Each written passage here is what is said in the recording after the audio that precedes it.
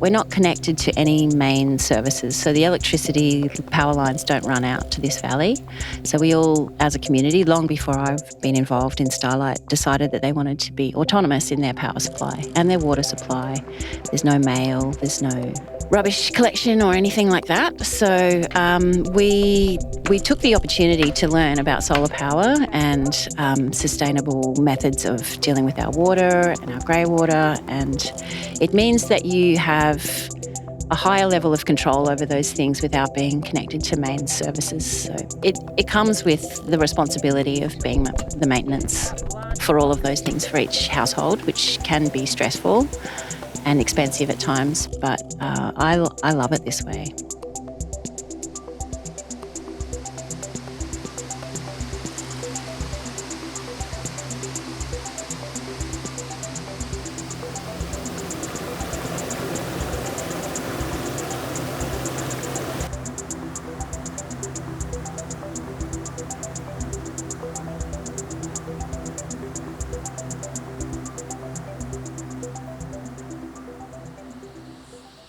This is called Jane. Kimmy and Simmy, Dimmy and Bimmy.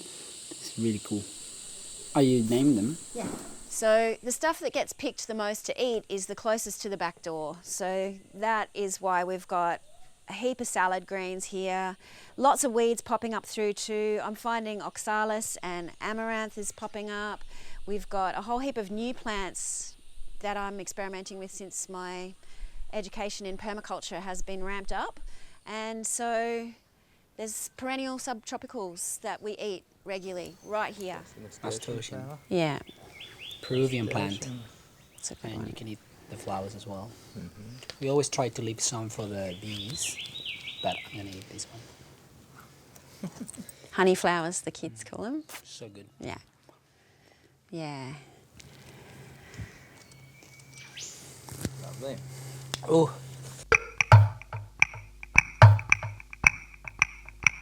I've always been a plant person, plant lover. Always kept living things around in my space and some edible stuff as much as my space would allow. So it was a balcony garden in Sydney on the 6th floor of the apartment building I lived in. It was wanting to have more bird sound, less pollution, less graffiti, less traffic. Wanted more space. That was the real push to leave the city.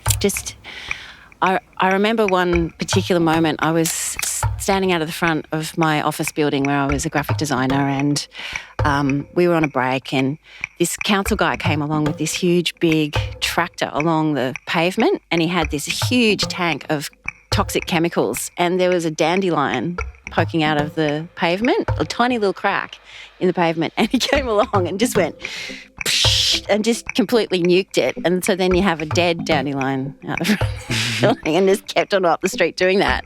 And that was one of those, again, those moments where like, I think I need to go somewhere where things can just live, you know, there's not that level of control and toxic solutions to dandelions, among other weeds, you know, but it was too much. That was a real turning point. It was like, I got to get out of this place. It's mad. It's mad.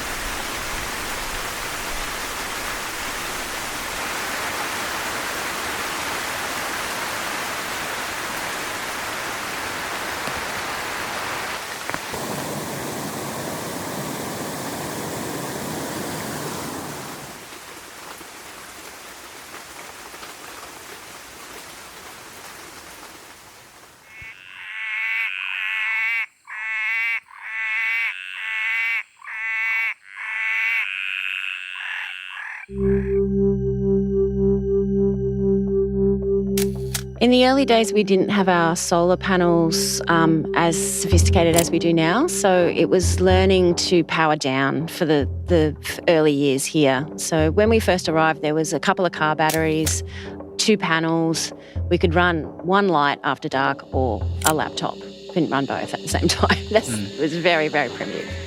And we were sitting in that cabin with the mosquitoes attacking us and animals crawling through, thinking, yeah, this is really hard. This is very challenging. We were, hauling water and all those basic things that you take for granted in the city. They just weren't in place here. So we started to rebuild what we really felt we needed. And you see what a luxury hot water is, and having an indoor bathroom can be a really big luxury after not having an indoor bathroom. And yeah, we in the early days, it was quite a common thing amongst Alex and myself that we felt like maybe we'd made the wrong decision. And I'll tell you what fixed it. We had a beautiful old cast iron bath that had been on the property since before we got here. And we decided that what we would do is we'd turn it into a fire bath. And so we set it up in the middle of the veggie garden and we filled it up from the hose and we lit a fire underneath. And the first night we ever had a fire bath in the veggie garden, we realised that everything was going to be okay. It was a real moment for both of us going, look, no matter what, we can make it work. And again, it's like simple things like hot water under the stars at night. It was just like a life changer. So we knew that we would be able to, find satisfaction in all the hard work.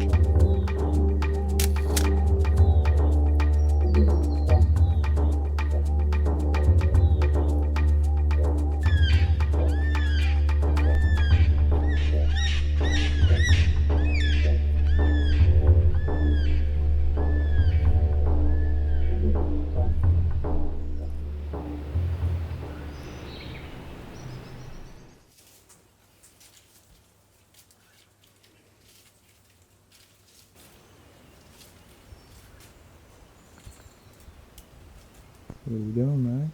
About to get hands in the poo. Okay, so the term human manure was created by Joseph Jenkins because there was really no term for processing and seeing value in human waste. So poo, wee, toilet paper, and carbon materials. So that human manure is what I call the nutrient base that we recover from our own poo, basically. So what it does, it cycles and changes the headspace that this is a waste product that should be sent away somewhere to be dealt with by other people, and then it becomes something that we manage on site and then reap the benefits of.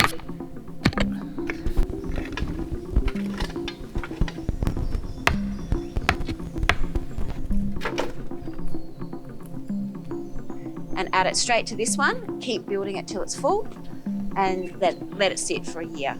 And in the meanwhile, this one is ready to go and put straight into the fruit trees and the vegetable garden and everything that we're using to produce food, because this is awesome soil. It's really amazing. So that's your pool, my pool, Yeah. right? That's the pool from people Paper that lives here. and microorganisms, millions of them working in this pile. Well, it's not poo anymore, it's soil. I'm hoping that these compost systems will then get the heat to really process anything. You can use time or heat for rendering this useful soil. So this is a time-based method. So they sit in here for a really long time, up to a year, and then we put them in here and they sit in here for another year, and then they go onto the garden. So that way we know that we're not going to be transferring anything from human pathogens into the veggie garden. So all the microorganisms are doing all the hard work and they're rendering it beautiful fertile soil. So you need to keep the carbon up, and that's been a challenge as well, having enough carbon, which is what feeds all the microorganisms to break down the human manure. So if they don't have enough carbon, they just can't get active. They're not well fed. So this is something that we've just been experimenting with for quite a while, and so far so good. Like the vegetable garden is really speaking of the fertility of the system, and we're really comfortable using it. Keep the poo in the loop.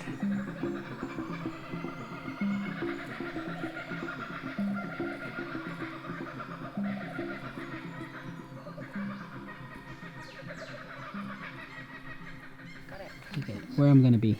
Okay. You look so tall if you can I'll spread out. I feel like it's Maybe one step backwards, everyone. Yeah, that's it. then I'm like the same height. I think the human manure really is important to spread the message about how we think about waste and what we do with waste. It uncovers all of those misguided ideas that we have about there being another somewhere over there for our things that we want to discard, landfill, poo, whatever. And I really think that if we can deal with our shit, literally, on a daily level, it's a huge step in the right direction for changing our headspace and becoming restorative on our journey through our life on Earth. I think we need to see ourselves as restorers of the land and not takers of the land. So I'd really like to model best practices for dealing with human manure and having that be a really easy, functional part of more households. I'd like to see that happen. What's next in your life? Learning as much as possible about fungal networks and syntropics and soil building and anything related to permaculture, and sharing, working collectively with people doing those things. You enjoy that? Yeah. Yeah. And what about here, this property? Actually harvesting food and then having the time and capacity to process it and distribute it, eat it, store it, share it. So it still feels like the mission to grow some needs to then come full circle to have that yield coming in regularly and being ready to process it and having the space.